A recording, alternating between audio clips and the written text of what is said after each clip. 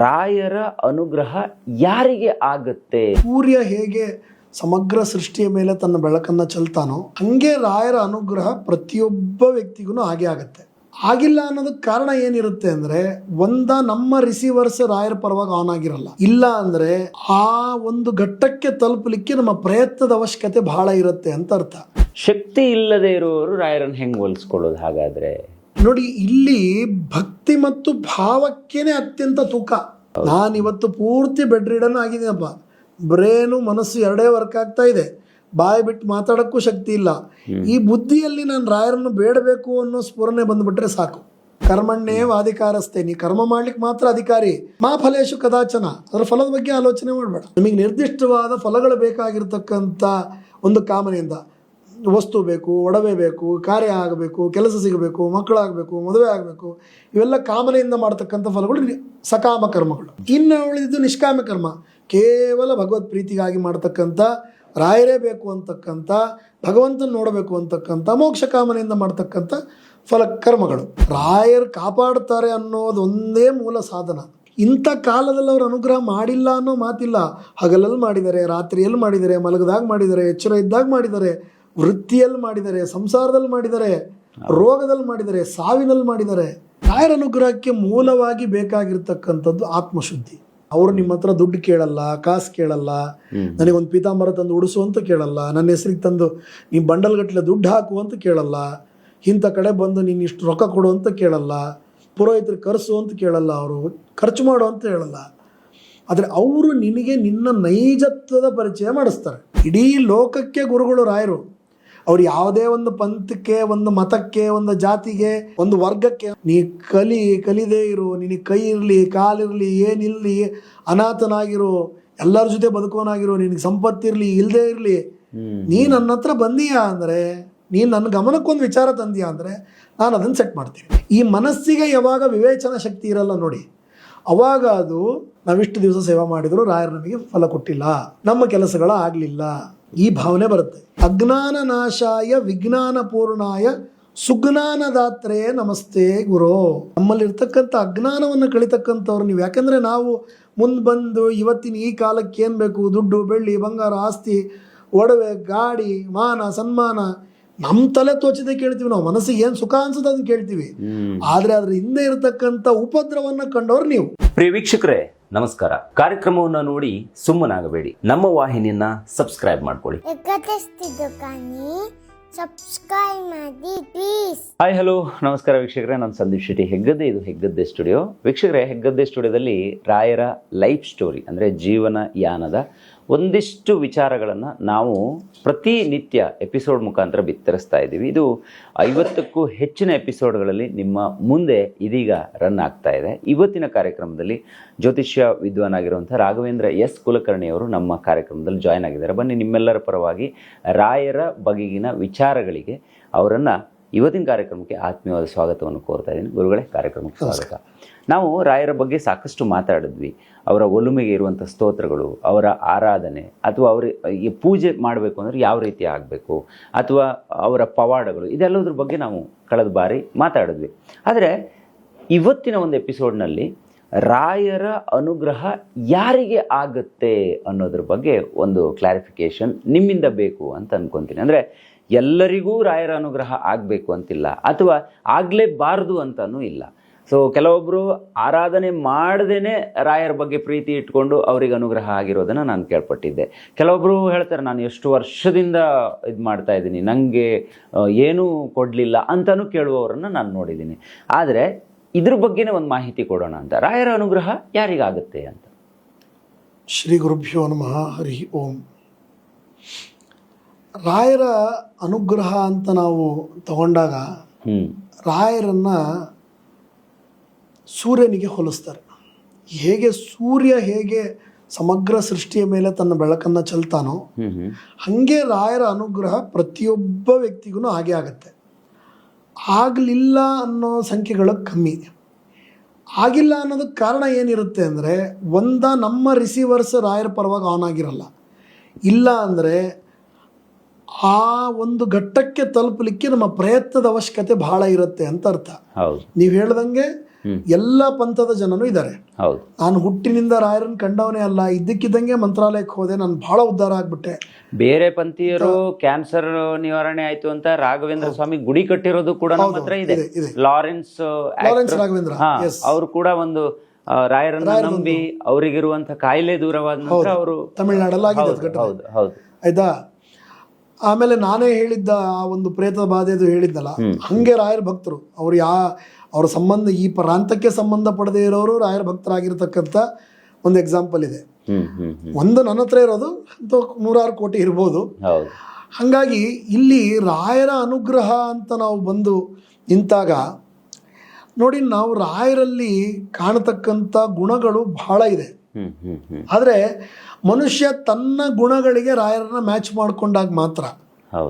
ಈಗ ನೋಡಿ, ನಾನು ನಿಮ್ಮ ಮೊಬೈಲಲ್ಲಿ ಇದ್ದಿದ್ದು ಏನಾದರೂ ಒಂದು ನನಗೆ ಬರಬೇಕು ಅಂದಾಗ ಐದರ್ ನಾನು ಏರ್ ಡ್ರಾಪ್ ಆನ್ ಮಾಡ್ಕೋಬೇಕು, ಇಲ್ಲ ಬ್ಲೂಟೂತ್ ಆನ್ ಆಗಬೇಕು, ಇಲ್ಲ ನೆಟ್ವರ್ಕ್ ಮುಖಾಂತರ ವಾಟ್ಸಪ್ಪಲ್ಲಿ ಬರಬೇಕು, ಮೇಲ್ ಕಳಿಸ್ಕೋಬೇಕು. ಈ ಎಲ್ಲ ಮಾರ್ಗಗಳು ಹೇಗಿದೆನೋ ಇದೇ ಥರ ಮಾರ್ಗಗಳು ನಮ್ಮ ಶಾಸ್ತ್ರದಲ್ಲೂ ಒಂದು ಒಳ್ಳೆ ಸಕಾರಾತ್ಮಕ ಶಕ್ತಿಯನ್ನು ಪಡ್ಕೊಳ್ಳಿಕ್ಕಿದೆ. ನಾವು ಅದನ್ನು ಪಾಲಿಸಿದಾಗ ಮಾತ್ರ ಅನುಗ್ರಹ ಅನ್ನೋದು ನಮಗಾಗೋದು. ನನ್ನ ಲೈಫ್ ಹಿಂಗೆ ಇದೆ, ಬೇಕಾದ್ರೆ ಹಿಂಗೆ ಅನುಗ್ರಹ ಆಗಲಿ, ಹಿಂಗಿದ್ರೆ ಅದು ನೀವು ರಾಯರ ಅನುಗ್ರಹ ಅಲ್ಲ, ನಿಮಗೆ ಯಾವುದೂ ಕೂಡ ವರ್ಕ್ ಆಗಲ್ಲ. ಯಾಕೆ ಆಗಲ್ಲ ಅಂತಂದರೆ, ಈಗ ನೋಡಿ, ಹೆಸರೇ ಹೇಳೋಂಗೆ ಅದು ಅನುಗ್ರಹ, ಅಲ್ಲಿಗೆ ನಮ್ಮನ್ನು ಮೇಲಕ್ಕೆ ಕರ್ಕೊಂಡು ಹೋಗ್ತಕ್ಕಂಥ ಶಕ್ತಿ ಅಂತ ಅರ್ಥ. ಈಗ ನಾವು ಜೀವನದಲ್ಲಿ ಉದ್ಧಾರ ಆಗಬೇಕಾದ್ರೆ ಉದ್ಧಾರದ ಕಡೆಗೆ ಆಲೋಚನೆ ಇದ್ದರೆ ಮಾತ್ರ ನಮಗೆ ಅಲ್ಲಿರ್ತಕ್ಕಂಥ ಒಂದು ಅನುಕೂಲತೆಗಳ ಬಗ್ಗೆ ಗಮನ ಬರುತ್ತೆ. ನಾನು ಜಡವಾಗಿರ್ತೀನಿ, ಅದಾಗಲಿ ನನ್ನ ಮೇಲೆ ಅನುಗ್ರಹ ಅಂದರೆ ಅದು ಅನುಗ್ರಹ ಆದ್ರೆ ನಿನಗೆ ಫೀಲೇ ಆಗಲ್ಲ. ಅದು ಹೌದಾ? ಈಗ ನೀನು ಅದನ್ನು ಬಿಟ್ಟು ಅದ್ರ ಜೊತೆ, ಈಗ ನನಗೆ ಶಕೆ ಅಥವಾ ನನಗೆ ತಂಪು, ನನಗೆ ನೆಗಡಿ, ಶೀತ ಯಾವಾಗ ಆಗತ್ತೆ? ನಾನು ಈ ಬಾಹ್ಯದೊಳಗಿರ್ತಕ್ಕಂಥ ಪ್ರಕೃತಿಯ ಮ್ಯಾಚ್ ಆಗಲಿಲ್ಲ ಅಂದರೆ ಆಗತ್ತೆ. ನಾನು ನನ್ನನ್ನೇ ಒಳಗಡೆಯಿಂದ ಶಕೆ ಕಾಲದಲ್ಲಿ ಶಕೆಗೆ, ಬೇಸಿಗೆಯಲ್ಲಿ ನಾನು ತಂಪಾಗಿ, ಅದು ಶೀತಕಾಲದಲ್ಲಿ ಉಷ್ಣ ಆಗಿ ನನ್ನನ್ನು ನಾನು ಒಳಗಡೆ ಇಂಟರ್ನಲ್ಲಿ ಸೆಟ್ ಮಾಡ್ಕೊಂಬಿಟ್ರೆ ಯೋಗದಿಂದ ನನಗೆ ಅವ್ಯಾವುದು ಬಾಧಿಸೋದೇ ಇಲ್ಲ ನಮಗೆ. ಹೌದಾ? ಹಂಗೆ ರಾಯರ ಅನುಗ್ರಹ ಕೂಡ. ರಾಯರ ಅನುಗ್ರಹಕ್ಕೆ ಮೂಲವಾಗಿ ಬೇಕಾಗಿರ್ತಕ್ಕಂಥದ್ದು ಆತ್ಮಶುದ್ಧಿ. ಆಯ್ತಾ? ಅವರು ನಿಮ್ಮ ಹತ್ರ ದುಡ್ಡು ಕೇಳಲ್ಲ, ಕಾಸು ಕೇಳಲ್ಲ, ನನಗೊಂದು ಪೀತಾಂಬರ ತಂದು ಉಡಿಸು ಅಂತ ಕೇಳಲ್ಲ, ನನ್ನ ಹೆಸರಿಗೆ ತಂದು ನೀವು ಬಂಡಲ್ಗಟ್ಟಲೆ ದುಡ್ಡು ಹಾಕು ಅಂತ ಕೇಳಲ್ಲ, ಇಂಥ ಕಡೆ ಬಂದು ನೀನು ಇಷ್ಟು ರೊಕ್ಕ ಕೊಡು ಅಂತ ಕೇಳಲ್ಲ, ಪುರೋಹಿತರು ಕರೆಸು ಅಂತ ಕೇಳಲ್ಲ, ಅವರು ಖರ್ಚು ಮಾಡು ಅಂತ ಹೇಳಲ್ಲ. ಆದರೆ ಅವರು ನಿನಗೆ ನಿನ್ನ ನೈಜತ್ವದ ಪರಿಚಯ ಮಾಡಿಸ್ತಾರೆ. ಅದನ್ನು ಒಪ್ಪಿಕೊಳ್ಳೋ ಔದಾರ್ಯ ನಮಗಿರಬೇಕು ಮೊದಲು. ಅಷ್ಟೇ. ಅಲ್ಲಿ ಏನಾದರೂ ನಾವು ಈಗ ಹೋಗಿ ಬಿದ್ವಿ ಅಂದರೆ ಅದು ಸಾಧ್ಯ ಇಲ್ಲ. ಈಗ ನೋಡಿ, ಇವತ್ತು ನಾನು ಯಾವುದೋ ಒಂದು ಜಾಗಕ್ಕೆ ಹೋಗ್ತಾ ಇದ್ದೀನಿ, ಅಲ್ಲಿ ವಾಸಕ್ಕೆ ಏನು ವ್ಯವಸ್ಥೆ ಇದೆಯೋ ನಾನು ಅದೇ ವ್ಯವಸ್ಥೆಯಲ್ಲಿ ವಾಸ ಮಾಡ್ಕೊಂಬಂದ್ಬಿಟ್ರೆ ಆ ಜಾಗ ನನಗೆ ಯಾವುದೇ ರೀತಿ ಪ್ರತಿಕೂಲ ಇಲ್ಲದೆ ಅನುಕೂಲವಾಗಿ ನಾನು ಬದುಕ್ತೀನಿ. ಆದರೆ ನನಗೆ ಇಂಥದೇ ರೂಮ್ ಬೇಕು, ನಾನು ಹಿಂಗೆ ಬದುಕಬೇಕು, ನನಗೆ ಇಂಥದೇ ಆಗಬೇಕು ಅಂತಿದ್ದವನಿಗೆ ನೀವು ಅವನನ್ನು ಒಂದು ಅರಮನೆ ಕರ್ಕೊಂಡು ಹೋಗ್ಬಿಟ್ರು ಅವನು ಪ್ರತಿಕೂಲದಲ್ಲೇ ಬದುಕ್ತಾನೆ. ಈ ಪ್ರತಿಕೂಲ ಮನೋಭಾವದಿಂದ ನಾವು ಮೊದಲು ಹೊರಗೆ ಬರಬೇಕು. ಅವಾಗ ರಾಯರು ಯಾವ ರೀತಿ ನಮಗೆ ಅನುಗ್ರಹ ಮಾಡ್ತಾರೆ ಅನ್ನೋದ್ರ ಜ್ಞಾನ ನಮಗೆ ಬರುತ್ತೆ. ಆಯ್ತಾ? ಅದಕ್ಕೊಂದು ಬೆಸ್ಟ್ ಸೂತ್ರ ಏನು ಅಂದರೆ, ಪರೋಪಕಾರಾಯ ಪುಣ್ಯಾಯ ಪಾಪಾಯ ಪರಪೀಡನಂ. ಈ ಒಂದು ಲೈನನ್ನು ನಾವು ತಲೆಯಲ್ಲಿ ಇಟ್ಕೊಂಡ್ಬಿಡ್ಬೇಕು ರಾಯರ ಅನುಗ್ರಹ ಆಗಬೇಕು ಅಂತಿದ್ರೆ.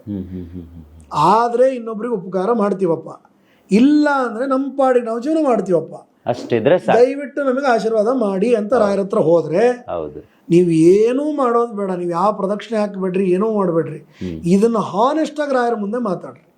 ನಾನು ಅಲ್ಲೋಗಿ ಶ್ರೀರಾಘವೇಂದ್ರ ರಾಯನ್ಮ ಅನ್ನೋದು, ಅವ್ರಿಗೊಂದು ದೊಡ್ಡ ಗುಲಾಬಿನ ಹಾರ ಹಾಕ್ಸೋದು, ಇಲ್ಲಿ ಎಲ್ಲರ ಹತ್ರ ದೋಚ್ಕೊಂಡು ತಿನ್ನೋದು, ಇದು ರಾಯರ ಅನುಗ್ರಹಕ್ಕೆ ಕಾರಣ ಆಗಲ್ಲ. ನನಗೆ ಒಳ್ಳೇದಾಗಲಿ ಅಂತ ಪ್ರಾರ್ಥನೆ ಮಾಡೋದು, ಮನೆಯಲ್ಲಿ ಬಂದು ಹೆಂಡತಿ ಮಕ್ಕಳು ಅಪ್ಪ ಅಮ್ಮ ಬಂಧು ಮಿತ್ರರು ಎಲ್ಲರನ್ನೂ ಬೈದು ಹಾಕ್ಬಿಡೋದು, ಇಂಥವ್ರಿಗೆ ರಾಯರ ಅನುಗ್ರಹ ಆಗಲ್ಲ. 4 ಜನ ದಾರಿ ತಪ್ಪಿಸೋದು, ಎಲ್ಲಿ ಅವನು ನನ್ನ ವೃತ್ತಿಗೆ ಅಡ್ಡ ಬರ್ತಾನೋ, ಎಲ್ಲಿ ಇವನು ನನ್ನ ಲಾಭಕ್ಕೆ ಅಡ್ಡ ಬರ್ತಾನೋ, ಎಲ್ಲಿ ಇವನು ನಾನು ಹೇಳಿದ ಮಾತು ಕೇಳಲ್ವೋ, ಎಲ್ಲಿ ಇವನು ನನ್ನ ಗ್ರಿಪ್ ತಪ್ಪು ಹೋಗ್ಬಿಡ್ತಾನೋ, ಇಂಥ ಆಲೋಚನೆಗಳನ್ನ ಇಟ್ಕೊಂಡು ನನಗೆ ರಾಯರ ಅನುಗ್ರಹ ಆಗಲಿ ಅಂದರೆ ಅದಾಗಲ್ಲ. ನಾನು ಪರೋಪಕಾರ ಮಾಡ್ತೀನಿ ಸ್ವಾಮಿ, ನನಗೆ ಅದರ ಬಗ್ಗೆ ಭಾಳ ಒಲಮೆ ಇದೆ, ಆದರೆ ಯಾವ ಕಾರಣಕ್ಕೂ ನನಗೆ ಪೀಡೆ ಕೊಡೋ ಬುದ್ಧಿ ಇಲ್ಲ ಅನ್ನೋ ಶುದ್ಧ ಮನೋಭಾವದಿಂದ ರಾಯರ ಬಳಿ ಹೋಗಿ ನಿಂತರೆ, ನೀವು ಹೇಳಿದ್ರಲ್ಲ ಲಾರೆನ್ಸ್ ರಾಘವೇಂದ್ರ, ತನ್ನ ಒಂದು ಕ್ಯಾನ್ಸರ್ ಕಾಯಿಲೆ ಗುಣ ಆಗಿದ್ದಕ್ಕೆ ಅವರು ರಾಯರ ಅನನ್ಯ ಭಕ್ತರಾಗಿ ಹೌದು ಇವತ್ತು ಎಷ್ಟೋ ಮಕ್ಕಳಿಗೆ ಕ್ಯಾನ್ಸರ್ ಚಿಕಿತ್ಸೆ ಉಚಿತ ಕೊಡಿಸ್ತಾರೆ.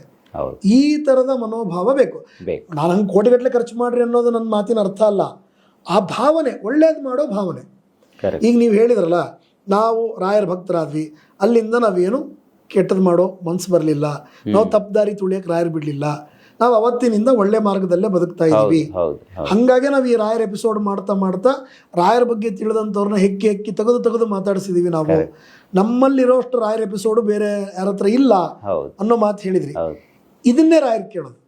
ಎಸ್ ನಾನು ಎಕ್ಸಾಂಪಲ್ ಕೊಟ್ಟೆ ನಿಮ್ದಷ್ಟೇ. ಹೌದು ಇದನ್ನೇ ರಾಯರು ಕೇಳೋದು. ನೀ ಏನೂ ಮಾಡಕ್ಕೆ ಹೋಗ್ಬೇಡಪ್ಪ, ನೀ ನನಗೆ ಏನೂ ಸೇವಾ ಮಾಡಬೇಡ, ಆದರೆ ಕೆಟ್ಟದ್ದು ಮಾಡಬೇಡ ಯಾರಿಗೂ. ಹೌದು ನಿನಗೆ ಏನು ಬೇಕೋ ಆ ಕಾಲದೊಳಗೆ ನಾನು ನಿನಗೆ ಅದನ್ನು ಒದಗಿಸ್ತೀನಿ. ಕರೆಕ್ಟ್. ಹೌದು ದುಬೈ ಒಳಗೆ, ಕತಾರ್ ಒಳಗೆ, ಫಿಲಿಪೈನ್ಸಲ್ಲಿ, ಟೋಕಿಯೋ ಒಳಗೆ ಅಲ್ಲಿದ್ದವರು ರಾಯರಲ್ಲಿ ಅಲ್ಲೇ ಕೂತು ಹರಕೆ ಮಾಡಿಕೊಂಡು ಕೆಲಸ ಆಗಿದ್ದಿದೆ.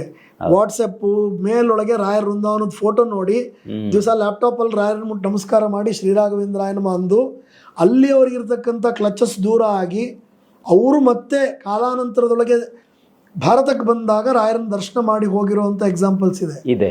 ಹೌದು. ನಮ್ಮ ರಾಯರು ಹೇಳಿದ್ದಿಲ್ಲ, ಅವರು ಲೋಕ ಗುರುಗಳವರು, ಇಡೀ ಲೋಕಕ್ಕೆ ಗುರುಗಳು ರಾಯರು. ಅವ್ರು ಯಾವುದೇ ಒಂದು ಪಂಥಕ್ಕೆ, ಒಂದು ಮತಕ್ಕೆ, ಒಂದು ಜಾತಿಗೆ, ಒಂದು ವರ್ಗಕ್ಕೆ ನೀ ಕಲಿದೇ ಇರು, ನಿನಗೆ ಕೈ ಇರಲಿ ಕಾಲಿರಲಿ ಏನಿರಲಿ, ಅನಾಥನಾಗಿರು, ಎಲ್ಲರ ಜೊತೆ ಬದುಕೋನಾಗಿರು, ನಿನಗೆ ಸಂಪತ್ತಿರಲಿ ಇಲ್ಲದೇ ಇರಲಿ, ನೀ ನನ್ನ ಹತ್ರ ಬಂದೀಯ ಅಂದರೆ, ನೀನು ನನ್ನ ಗಮನಕ್ಕೊಂದು ವಿಚಾರ ತಂದೀಯ ಅಂದರೆ ನಾನು ಅದನ್ನು ಸೆಟ್ ಮಾಡ್ತೀನಿ. ಅದೇ ರಾಯರ ಟಾಸ್ಕ್. ಹೌದು. ರಾಯರು ನಮ್ಮ ನಾನು ಹೇಳಿದ್ನಲ್ಲ, ತಾವು ಪ್ರಹ್ಲಾದರಾಜರಾಗಿದ್ದಾಗ ಅವರು ಆ ರಾಕ್ಷಸ ಬಾಲಕರ ಪರವಾಗಿ ಏನು ನರಸಿಂಹದೇವರಲ್ಲಿ ಪ್ರಾರ್ಥನೆ ಮಾಡಿದ್ರಲ್ಲ, ಇವತ್ತಿಗೂ ಅದೇ ಪರಿಯಲ್ಲೇ ರಾಯರು ನಿಮ್ಮ ಬಗ್ಗೆನೂ ಭಗವಂತನ ಹತ್ರ ಮಾತಾಡೋದು. ಹೌದು. ಅಲ್ಲಿ ರಾಘವೇಂದ್ರ ಅಂತಿದ್ದಾನೆ, ಅವನಿಗೆ ಇಂಥದ್ದೊಂದು ಅವಶ್ಯಕತೆ ಇದೆ, ಅವನು ಅದನ್ನು ಕೇಳಬೇಕಿತ್ತು, ಆದರೂ ಅವನು ಅದನ್ನು ಕೇಳ್ತಾ ಇಲ್ಲ, ಅವನಿಗೆ ಅದನ್ನು ಕೊಟ್ಬಿಡು, ಅವನು ಕೇಳೋವರೆಗೂ ಬಿಟ್ಕೊಳ್ಳೋದು ಬೇಡ ಪಾಪ, ಕೊಟ್ಬಿಡು ಅವನಿಗೆ. ಹಿಂಗೆ ರಾಯರು ನಮ್ಮ ಭೂತ ಭವಿಷ್ಯತ್ ವರ್ತಮಾನಗಳಿಗೆ ದೃಷ್ಟಿಯಾಗಿ ನಿಂತು ಏನು ಕೊಟ್ಟರೆ ಇವನಿಗೆ ಉಳಿಯುತ್ತೆ, ಏನು ಕೊಟ್ಟರೆ ಇವನಿಗೆ ಉಳಿಯಲ್ಲ, ಯಾವ್ದು ಇವನಿಗೆ ಕೊಡಬೇಕು, ಯಾವ್ದು ಇವನಿಗೆ ಕೊಡಬಾರ್ದು, ಇದನ್ನು ಆಲೋಚನೆ ಮಾಡಿ ನಮಗೆ ಫಲಗಳನ್ನು ಕೊಡ್ತಾರೆ. ಆದರೆ ಏನಾಗುತ್ತೆ, ಮನುಷ್ಯನ ಮನಸ್ಸು ಹೇಗಿರುತ್ತೆ ಅಂದರೆ, ಮನುಷ್ಯ ಈ ಎಲ್ಲ ವಿಚಾರ ಗೊತ್ತಿದ್ದಾಗಲೂ ಕೂಡ ಅವನ ಮನಸ್ಸಿನ ಮಾತು ಕೇಳ್ತಾನೆ. ಯಾಕೆಂದರೆ ಮನಸ್ಸು ಅನ್ನೋದು ಮನುಷ್ಯನಿಗೆ ಅಷ್ಟು ಹತ್ತಿರವಾಗಿದ್ದು. ಈ ಮನಸ್ಸಿಗೆ ಯಾವಾಗ ವಿವೇಚನಾ ಶಕ್ತಿ ಇರಲ್ಲ ನೋಡಿ, ಅವಾಗ ಅದು, ಈಗ ನೀವು ಹೇಳಿದ್ರಲ್ಲ, ನಾವಿಷ್ಟು ದಿವಸ ಸೇವಾ ಮಾಡಿದ್ರು ರಾಯರು ನಮಗೆ ಫಲ ಕೊಟ್ಟಿಲ್ಲ, ನಮ್ಮ ಕೆಲಸಗಳ ಆಗಲಿಲ್ಲ, ಈ ಭಾವನೆ ಬರುತ್ತೆ. ಯಾಕೆ ಆಗಲಿಲ್ಲ ಅಂತ ಸ್ವಲ್ಪ ರೆಟ್ರೋ ಆಲೋಚನೆ ಮಾಡಿದರೆ ಅದರ ಬಗ್ಗೆ, ಅದು ಬಂದಾಗ, ಅದು ಇದ್ದಾಗ, ಅದು ಆಗಿದ್ರೆ ಏನೋ ಅನಾಹುತ ಆಗೋದಿರುತ್ತೆ, ಏನೋ ತೊಂದರೆ ಆಗೋದಿರುತ್ತೆ ಅಂತ ಎಷ್ಟೋ ಎಕ್ಸಾಂಪಲ್ಸ್ ಇದಾವೆ. ಸಕಾಲದಲ್ಲಿ ಅವ್ರಿಗೆ ಬೇಕಾಗಿದ ವ್ಯವಸ್ಥೆ ಆಗಲಾರ್ದೆ ಅವರ ಆ ವ್ಯವಸ್ಥೆಗೋಸ್ಕರ ಅಯ್ಯೋ ಇವತ್ತು ಮಾಡಿಕೊಡ್ತಾರೆ ರಾಯರು, ನಾಳೆ ಮಾಡಿಕೊಡ್ತಾರೆ ಅಂತ ಕಾದು ಎಷ್ಟೋ ದಿವಸ ಆದಮೇಲೆ ಆ ವ್ಯವಸ್ಥೆ ಸಿಕ್ಕು ಅದರ ಮಧ್ಯೆ ಆಗಿರೋ ಅವಘಡಗಳು, ಇವತ್ತು ನಾನು ಅಲ್ಲಿ ಹೋಗಿದ್ರೆ ನನಗೆ ಇವತ್ತು ಪ್ರಾಣಾಪಾಯ ಆಗ್ತಿತ್ತು, ಹಾಗಾಗಿ ನಾನು ಅಲ್ಲಿ ಹೋಗೋ ವ್ಯವಸ್ಥೆ ಆಗಲಿಲ್ಲ, ಆಮೇಲೆ ಅರಿವಾಗಿರ್ತಕ್ಕಂಥ ಎಷ್ಟೋ ಎಕ್ಸಾಂಪಲ್ಸ್ ಇದೆ. ಅದನ್ನು ತಿಳ್ಕೊಳ್ಳೋ, ಒಪ್ಕೊಳ್ಳೋ ಮುಕ್ತ ಮನಸ್ಸು ನಮಗೆ ಬೇಕು. ನಾನು ಹೇಳಿದ್ನಲ್ಲ, ರಾಯರಲ್ಲಿ ನಾವು ಭಕ್ತಿ ಮಾಡಬೇಕು ಅಂತಂದರೆ ಅವ್ರು ಏನು ಮಾಡ್ತಾರೆ ಅದನ್ನು ಅರ್ಥ ಮಾಡ್ಕೊಳ್ಳೋ ಅಷ್ಟು ವಿವೇಚನೆ ನಮಗೆ ಬೇಕೇ ಬೇಕು. ಹೌದು. ಹಾಗಾಗಿ ನಾನು ನಿಮಗೆ ರಾಯರ ಸ್ತೋತ್ರದ ಬಗ್ಗೆ ಹೇಳುವಾಗ ಹಿಂದಿನ ಎಪಿಸೋಡ್ ಒಳಗೆ ರಾಯರನ್ನ ಹೇಗೆ ಪ್ರಾರ್ಥನೆ ಮಾಡಬೇಕು ಅಂತ ಒಬ್ರು ಹೇಳ್ಕೊಟ್ಟಿದ್ದಾರೆ ಅಂತಂದರು. ಅವರ ಆ ಪ್ರಾರ್ಥನೆ ಶುರು ಆಗೋದೇ ಅಜ್ಞಾನ ನಾಶಾಯ ವಿಜ್ಞಾನ ಪೂರ್ಣಾಯ ಸುಜ್ಞಾನದಾತ್ರೇ ನಮಸ್ತೆ ಗುರು. ನಮ್ಮಲ್ಲಿರ್ತಕ್ಕಂಥ ಅಜ್ಞಾನವನ್ನು ಕಳಿತಕ್ಕಂಥವ್ರು ನೀವು. ಯಾಕಂದರೆ ನಾವು ಮುಂದೆ ಬಂದು ಇವತ್ತಿನ ಈ ಕಾಲಕ್ಕೆ ಏನು ಬೇಕು, ದುಡ್ಡು ಬೆಳ್ಳಿ ಬಂಗಾರ ಆಸ್ತಿ ಒಡವೆ ಗಾಡಿ ಮಾನ ಸನ್ಮಾನ, ನಮ್ಮ ತಲೆ ತೋಚಿದೆ ಕೇಳ್ತೀವಿ ನಾವು. ಮನಸ್ಸಿಗೆ ಏನು ಸುಖ ಅನ್ಸುತ್ತೆ ಅದನ್ನು ಕೇಳ್ತೀವಿ. ಆದರೆ ಅದ್ರ ಹಿಂದೆ ಇರತಕ್ಕಂಥ ಉಪದ್ರವವನ್ನು ಕಂಡವ್ರು ನೀವು. ಯಾಕಂದ್ರೆ ನಮಗೆ ಸಂಪತ್ತು ಕೇಳೋ ಅಜ್ಞಾನ ಇದೆ, ಆದರೆ ಆ ಸಂಪತ್ತು ಬಂದೇ ಅದರ ಜೊತೆ ಬರ್ತಕ್ಕಂಥ ಉಪದ್ರವವನ್ನು ಕಂಡಂಥ ಸುಜ್ಞಾನಿಗಳು ನೀವು. ನಾನು ಬಂದು ನಿಮ್ಮ ಪಾದಕ್ಕೆ ಎರಗಿಬಿಟ್ಟಿದ್ದೀನಿ ಈಗ. ಹಾಗಾಗಿ ನನ್ನಲ್ಲಿರೋ ಅಜ್ಞಾನ ಕಳೀರಿ, ಯಾಕಂದರೆ ನೀವು ವಿಜ್ಞಾನ ಪೂರ್ಣರು. ಹಾಗಾಗಿ ಅದರಿಂದ ನನಗೆ ಸುಜ್ಞಾನವನ್ನು ಕೊಡ್ರಿ. ಶ್ರೀ ರಾಘವೇಂದ್ರ ಆರ್ಯ ಪಾಹಿ ಪ್ರಭು, ದಯವಿಟ್ಟು ನನ್ನನ್ನು ಕಾಪಾಡ್ರಿ. ಯಾಕಂದ್ರೆ ಅವ್ರು ಅಕಾರದಿಂದ ಸಾಕಷ್ಟು ವಿಚಾರಗಳು ಅ ಅನ್ನೋ ಶಬ್ದದಿಂದ ಹುಟ್ಟುತ್ತಿತ್ತು. ಅವ್ರು ಯಾಕೆ ಅಜ್ಞಾನಕ್ಕೆ ಬಂದರು ಅಂದರೆ, ಪ್ರತಿಯೊಬ್ಬನೂ ಕಲಿಯುಗದೊಳಗೆ ನಾವೆಲ್ಲ ಅಜ್ಞಾನದಿಂದನೇ ಕೂಡಿರ್ತೀವಿ. ಯಾಕಂದ್ರೆ ನಮಗೆ ಸ್ವರೂಪ ಜ್ಞಾನನೇ ಇರಲ್ಲ.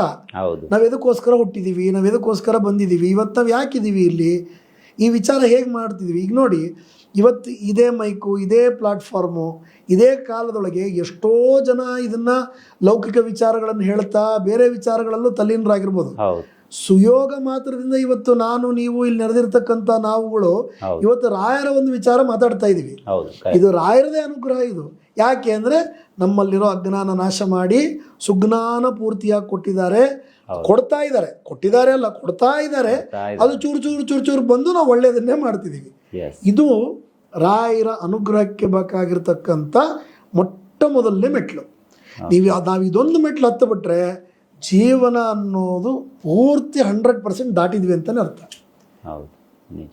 ಯಾಕಂದ್ರೆ ಇವತ್ತು ಬಂದಿದೆ, ರಾಯರ ಅನುಗ್ರಹದಿಂದ ಬಂದಿಲ್ಲ, ರಾಯರು ಒಳ್ಳೇದು ಕೊಡೋಕೆ ಕಾಯ್ತಾ ಇದ್ದಾರೆ. ಇಷ್ಟ ಆಲೋಚನೆಯಲ್ಲಿ ಇದ್ಬಿಟ್ರೆ ಮುಗೀತು, ನಾವು ಗೆದ್ವಲ್ಲ, ನಮಗೆ ಅಪೇಕ್ಷೆ ಅನ್ನೋದೇ ಉಳಿಯಲ್ಲಲ್ವಾ. ಇನ್ನೊಂದು ಪ್ರಶ್ನೆ ಕೇಳಬಹುದು, ಶಕ್ತಿ ಇಲ್ಲದೆ ಇರುವವರು ರಾಯರನ್ನು ಹೆಂಗೆ ಹೋಲಿಸ್ಕೊಳ್ಳೋದು? ಹಾಗಾದ್ರೆ ಶಕ್ತಿನೇ ಇಲ್ಲ ನಮಗೆ, ನಾವು ಹೋಲಿಸ್ಕೊಳಕ್ಕಾಗತ್ತಾ ಅಂತ ಕೇಳ್ತಾರೆ. ಅದಕ್ಕೆ ಏನಂತೀರಿ? ನಾರ್ಮಲ್ ಆಗಿ ನಾನು ನಿಮಗೆ ಅದನ್ನು ತಿಳಿಸ್ದೆ ನೋಡಿ. ಇಲ್ಲಿ ಭಕ್ತಿ ಮತ್ತು ಭಾವಕ್ಕೇನೆ ಅತ್ಯಂತ ತೂಕ. ಆಯ್ತಾ? ನೀವು ಆ ಭಕ್ತಿ ಮತ್ತು ಭಾವ ಜನರೇಷನ್ನಿಗೆ ನಿಮಗೆ ಯಾವುದೇ ಬಾಹ್ಯ ಶಕ್ತಿ ಅವಶ್ಯಕತೆ ಇಲ್ಲೇ ಇಲ್ಲ. ನಾನಿವತ್ತು ಪೂರ್ತಿ ಬೆಡ್ ರಿಡನ್ ಆಗಿದ್ದೀನಪ್ಪ.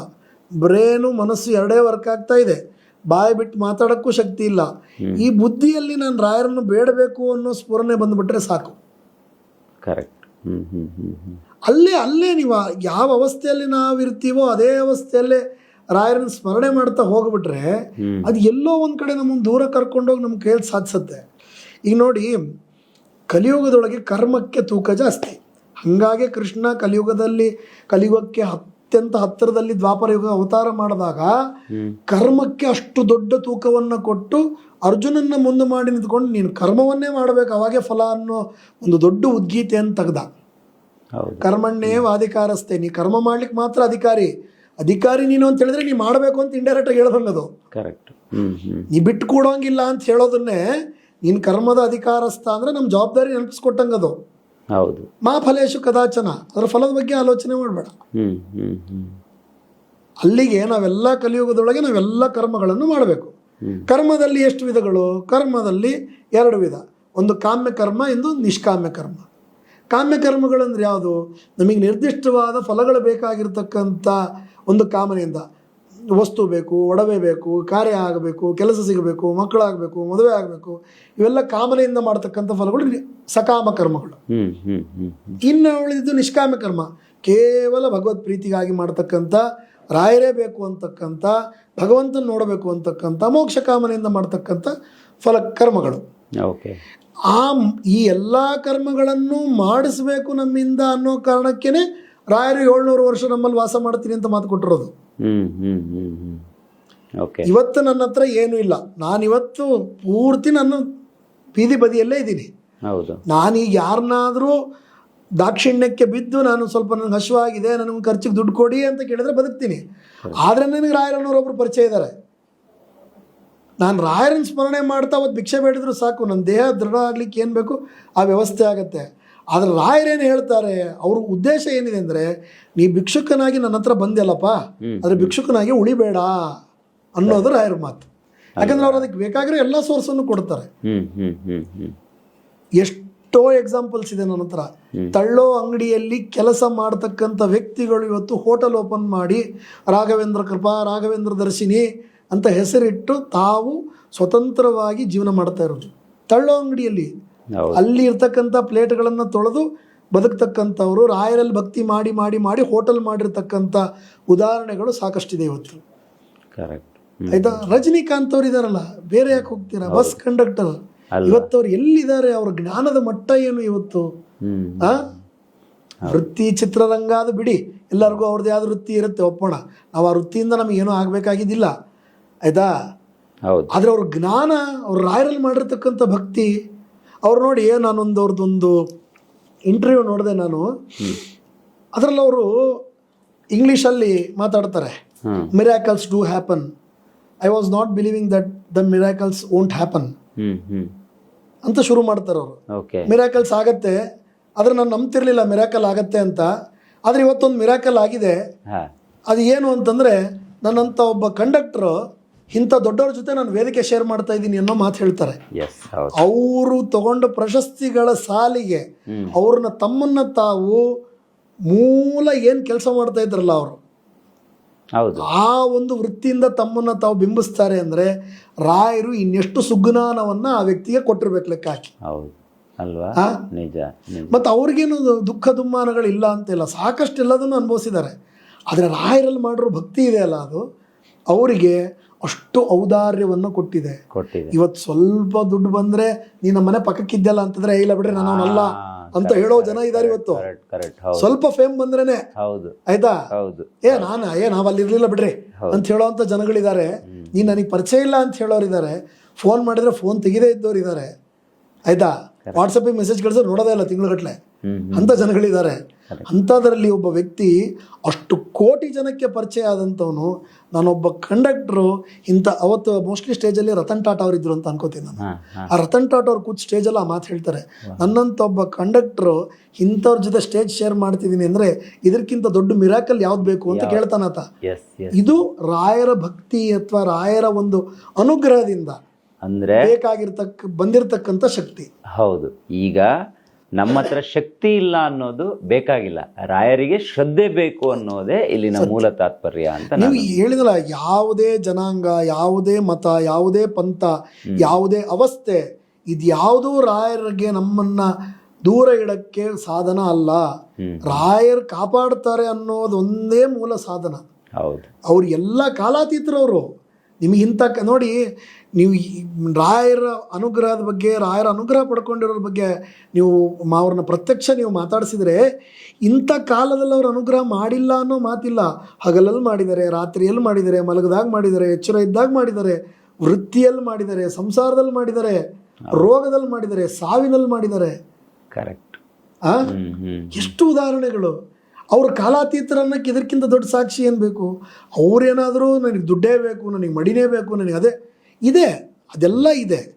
ಯಾವಾಗ ಅಂದ್ರೆ ನಾನು ಹೇಳಿದಲ್ಲ, ಮಾಫಲೇಶು ಕದಾಚನ, ಫಲ ಬಗ್ಗೆ ತಲೆ ಕೆಡಿಸ್ಕೊಬೇಡ, ಕರ್ಮ ನೀ ಮಾಡಲೇಬೇಕು ಅಂತ ಹೇಳಿದಾಗ ಕಲಿಯುಗದೊಳಗೆ ಯಾವ್ದಾವುದನ್ನು ಯಾವ್ಯಾವ ಕರ್ಮದಿಂದ ಅಚೀವ್ ಮಾಡಬೇಕು ಅದನ್ನ ನಾವು ಅವಾಗ ಮಾಡಲೇಬೇಕು.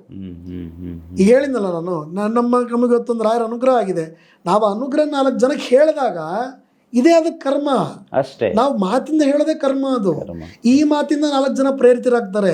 ಅವರು ತಮಗಾಗಿರೋ ಅನುಗ್ರಹದಿಂದ 4 ಜನಕ್ಕೆ ಮತ್ತೆ ಹೇಳ್ತಾರೆ. ಅಲ್ಲಿಗೆ ರಾಯರ ಉದ್ದೇಶ ಸಾಕಾರ ಆಯ್ತಲ್ಲ. ಅದು ಕಲಿಯುಗದೊಳಗಿರ್ತಕ್ಕಂಥ ಎಲ್ಲರಿಂದ ಕರ್ಮ ಮಾಡಿಸಿ ಅವ್ರನ್ನ ನಾನು ಪುಣ್ಯಪ್ರದರನ್ನಾಗಿ ಮಾಡಿ ಆಮೇಲೆ ನಾನು ವೈಕುಂಠಕ್ಕೆ ಬರ್ತೀನಿ ಅಂದಿದ್ದು. ಹೌದು, ಸತ್ಯ. ಇದರಲ್ಲಿ ಬೇರೆ ಏನು ಮಾನಿಟೈಸ್ ಆಗೋದೇ ಇಲ್ಲ. ಇಲ್ಲಿ ಭಕ್ತಿನೇ ದೊಡ್ಡ ಮಾನಿಟೈಸ್ ಆಗೋವಂಥ ವ್ಯಕ್ತಿ ವಸ್ತು. ಹೌದು. ಅದನ್ನು ಕೊಡೋಕ್ಕೆ ನಮ್ಮ ಜನಕ್ಕೆ ಸಂಕೋಚ. ಮತ್ತೆ ಇನ್ನೊಂದು ಹೆಂಗಾಗತ್ತೆ ಅಂದ್ರೆ ಎಲ್ಲದನ್ನು ಕ್ಷಿಪ್ರವಾಗಿ ಕೇಳ್ತಾರೆ ನಮ್ಮ ಜನ. ಮತ್ತೆ ಶ್ರದ್ಧೆನೂ ಕೂಡ ತುಂಬಾ ಕಡಿಮೆ ಇದೆ. ಶ್ರದ್ಧೆನೇ ಇಲ್ಲ. ಇಲ್ಲೇನೋ ಮಾಡ್ತಾ ಇರ್ತೀವಿ, ನಮ್ಮ ಮೈಂಡ್ ಎಲ್ಲೋ ಇರುತ್ತೆ, ಏನೋ ಕೇಳಬೇಕು, ಗೊತ್ತಿಲ್ಲ ಏನ್ ಕೇಳಬೇಕು, ಏನ್ ನೋಡಿ. ಅದನ್ನ ನಾವು ನಮ್ಮ ಸನಾತನ ಧರ್ಮದಲ್ಲಿ ಹೇಳ್ತಾ ಬಂದಾಗ ಎಷ್ಟೋ ಜನ ಅದನ್ನ ಅಲ್ಲಗಳೆದ್ರು. ಅದಕ್ಕೆ ಯಾಕೆ ಟೈಮ್ ವೇಸ್ಟ್ ಮಾಡ್ತೀರಂತ. ಇವತ್ತು ಈ 21st ಸೆಂಚುರಿಗೆ ಬಂದು ಎಲ್ಲ ಮೀಡಿಯಾ ಡೆವಲಪ್ ಆದ್ಮೇಲೆ ಅದಕ್ಕೆ ಅಫರ್ಮೇಷನ್ನು, ಮ್ಯಾನಿಫೆಸ್ಟೇಷನ್ನು, ಅದು ಇದು ಅಂದ ತಕ್ಷಣ ನಾವೇ ಹೇಳಿದ ಮಾತದು, ನಮ್ಮ ಸನಾತನದಲ್ಲಿ ಇರೋ ಮಾತದು. ಅದನ್ನ ಹೇಳಿದ ತಕ್ಷಣ ಇವತ್ತೆಲ್ಲರೂ, ನಾನು ಒಬ್ಬರ ಮನೆಗೆ ಒಂದು ಜ್ಯೋತಿಷಕ್ಕೆ ಹೋಗಿದ್ದೆ. ಬಹಳ ಅದೊಂಥರ ವಿಚಿತ್ರ ಅನುಭವ ನನಗದು. ನನಗೆ ನಗುನೂ ಬಂತು, ಥರ ಬೇಸರನೂ ಆಯಿತು, ಎಲ್ಲ ಮಿಕ್ಸ್ಡ್ ಫೀಲ್ ಆಯಿತು ನನಗೆ. ಅವರು ನನ್ನನ್ನು ಜ್ಯೋತಿಷಕ್ಕೆ ಕರೆಸಿದ್ರು ಅವ್ರ ಮನೆಗೆ. 10:30, 10:45 ಏನೋ ಟೈಮ್ ಕೊಟ್ಟಿದ್ವಿ ನಾವು. ನಾನು ಆ ಟೈಮಿಗೆ ಹೋದೆ. ನಾನು ಒಬ್ಬರ ಮನೆಗೆ ಜ್ಯೋತಿಷಕ್ಕೆ ಹೋದೆ. 10:30, 10:45 ಆಗಿತ್ತು ನಾನು ಅವ್ರ ಮನೆಗೆ ಹೋದಾಗ. ಸರಿ ಬರ್ತಾರೆ ನಮ್ಮ ಯಜಮಾನರು, ಸ್ವಲ್ಪ ಕೂತ್ಕೊಳ್ರಿ ಅಂತ ಮನೇಲಿ ಅವ್ರ ಅಮ್ಮವ್ರು ಹೇಳಿದರು. ಅವ್ರ ಮಕ್ಕಳೆಲ್ಲ ಕೂತಿದ್ರು. ನಾವೆಲ್ಲ ನಮ್ಮ ಜ್ಯೋತಿಷದ್ದೆಲ್ಲ ಜೋಡಿಸ್ಕೊಳ್ಳೋಕ್ಕೆ, ಪ್ರಶ್ನೆ ಇಡ್ಲಿಕ್ಕೆ ಏನು ಬೇಕೋ ಅದೆಲ್ಲ ವ್ಯವಸ್ಥೆ ಮಾಡ್ಕೋತಾ ಇದ್ವಿ. ಅಷ್ಟೊತ್ತೊಳಗೆ ಆ ಯಜಮಾನರು ಮೇಲಿಂದ ಕೆಳಗಡೆ ಇಳಿದು ಬಂದರು. ಇಳಿದು ಬಂದು ನಮಸ್ಕಾರ ಅಂದರು. ಉಭಯ ಕುಶಲೋಪರಿ ಮಾತಾಡಿದ್ವಿ. ಬಂದ್ರ ತಡ ಆಯಿತು, ಕಾಯಿಸ್ಬಿಟ್ಟೆ ನಿಮ್ಮನ್ನ ಆ ಥರ ಎಲ್ಲ ಕೇಳಿ ಮಾತಾಯಿತು. ಇಲ್ಲ ಸರ್, ತೊಂದರೆ ಇಲ್ಲ, ನಾವು ಜೋಡಿಸ್ಕೊಳ್ಳೋದಿತ್ತಲ್ಲ, ಇದೆ ಬನ್ನಿ ಕೂತ್ಕೊಂಡು ಶುರು ಮಾಡೋಣ. ಇಲ್ಲ ನಾನು ಅದು ದಿವಸ ಒಂದು ಸ್ವಿಚ್ ವರ್ಡ್ ಜಪ ಮಾಡ್ತಾ ಇದ್ದೀನಿ, ಹಾಗಾಗಿ ಸ್ವಲ್ಪ ತಡ ಆಯಿತು ಅಂತಂದರು. ನನಗದು ಫಸ್ಟ್ ತಲೆ ಹೋಗಲಿಲ್ಲ ಸರ್. ಏನು ಯೋಚನೆ ಮಾಡಿದವರೇ ಅಲ್ಲ, ಇದೆಲ್ಲ ಆ ಒಂದು ಫೀಲ್ಡಿಗೆ ಪರಿಚಯನೇ ಇಲ್ದವ್ರು ನಾವು. ಹಂಗಾಗಿ ನನಗೆ ಅದು ಅರ್ಥ ಆಗಲಿಲ್ಲ. ಅವ್ರು ಮತ್ತೆ ಒಂದು 2-3 ಸಲ ಹೇಳಿದರು ಅದನ್ನು. ಇಲ್ಲ ದಿವಸ ಅದೇ ಒಂದು 3/4 ಗಂಟೆ ಆಗ್ಬಿಡುತ್ತೆ, ನಾನು ಅದೇ ಟೈಮಲ್ಲಿ ಅದನ್ನು ಮಾಡಲೇಬೇಕು, ಹಾಗಾಗಿ ಅಂತದ್ದು. ನನಗೆ ಸರಿ ಕೇಳ್ಬಿಡ, ಅವ್ರು ಮೋಸ್ಟ್ಲಿ ನಾನು ಕೇಳಲಿ ಅಂತಲೇ ಹೇಳ್ತಿದ್ದಾರೋ ಏನೋ ಗೊತ್ತಿಲ್ಲ ಅನಿಸ್ತು. ಸರ್ ಏನು ಸರ್ ಸ್ವಿಚ್ ವರ್ಡ್ ಅಂದರೆ ಅಂತ ಕೇಳಿದೆ. ಇಲ್ಲ ನಾವು ಈಗೆಲ್ಲ ಫುಲ್ ಫೈನಾನ್ಷಿಯಲ್ ಕ್ಲಚಸ್ಸಲ್ಲಿ ಇದ್ದೀವಲ್ಲ, ಹಾಗಾಗಿ ಇದರಿಂದ ಹೊರಗೆ ಬರೋಕ್ಕೋಸ್ಕರ ಒಂದು ಪ್ರವರ್ಬನ್ನ ಚಾಂಟ್ ಮಾಡ್ತಾ ಇದ್ದೀನಿ ನಾನು ಅಂದರು. ಏನು ಸರ್ ಆ ಪ್ರವರ್ಬು ಅಂತ ಕೇಳಿದೆ ನಾನು. ನಾನೇನೋ ಲಕ್ಷ್ಮೀ ಮಂತ್ರ ಯಾವುದೋ ಒಂದು ಮಂತ್ರ ಯೂಟ್ಯೂಬ್ ಅಲ್ಲಿ ಇಲ್ಲಿ ನೋಡಿರ್ತಾರೆ, ಅಥವಾ ಯಾರೋ ಗುರುಗಳು ಹೇಳೋ ಉಪದೇಶ ಕೊಟ್ಟಿರ್ತಾರೆ ಅಂತಂದರೆ, ಕಾನ್ವೆಲೆಕ್ಸಾ ಅಂತ ಒಂದು, ಅದು ಯಾವ ಭಾಷೆದೋ ಏನೋ ನಿಜವಾಗ್ಲೂ ನನಗೆ ಗೊತ್ತಿಲ್ಲ. ಅದು ಆ ಕಾನ್ವೆಲೆಕ್ಸಾ ಅನ್ನೋ ಇದೇ ಶಬ್ದ, ಇದನ್ನೇ ಜಪ ಮಾಡೋದಂತೆ. ಕಾನ್ವೆಲೆಕ್ಸಾ ಕಾನ್ವೆಲೆಕ್ಸಾ ಕಾನ್ವೆಲೆಕ್ಸಾ ಕಾನ್ವೆಲೆಕ್ಸಾ ಅಂತ.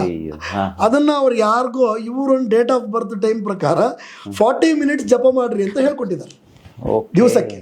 ಇವರ ಅಲಾರಾಮ್ ಸೆಟ್ ಮಾಡಿ ಜಪ ಮಾಡ್ತಾರೆ. ಕಾನ್ವೆಲೆಕ್ಸಾ ಕಾನ್ವೆಲೆಕ್ಸಾ ಕಾನ್ವೆಲೆಕ್ಸಾ ಕಾನ್ವೆಲೆಕ್ಸಾ, ಮಧ್ಯ ಬ್ರೀತ್ ತಗೊಳ್ಳೋದು, ಸ್ವಲ್ಪ ನೀರು ಕುಡಿಯೋದಂತ ಮತ್ತೆ ಜಪ ಮಾಡೋದು.